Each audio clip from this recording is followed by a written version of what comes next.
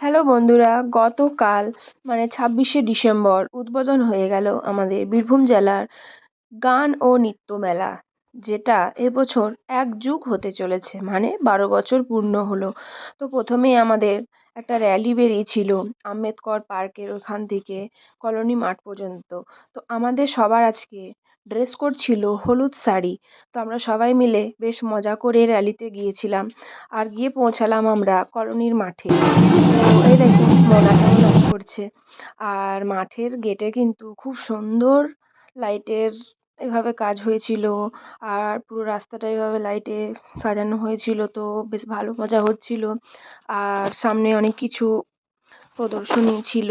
আর মেলাটা আবার কিন্তু বেশ বড় মেলা, সব কিছুই রয়েছে মেলাতে। তো আবার মেলা মেলা শেষ হচ্ছে, কিন্তু আবার মেলা চলে আসছে। আর কালকে গান মেলার শ্রেষ্ঠ আকর্ষণ ছিল ননীচড়া বাউলের বাউল গান। তাই এতটা ভিড় ছিল, বাচ্চাদের খুবই পছন্দের। সবাই বেশ মন দিয়ে বসেছিল। ওই দেখো বসে আছেন উনি।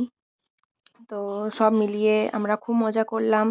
আর তোমরা সবাই এসো, এই মেলা চলবে 26 থেকে 31 তারিখ। 31 তারিখের শ্রেষ্ঠ আকর্ষণ সহস্র কণ্ঠে গান ও নৃত্য।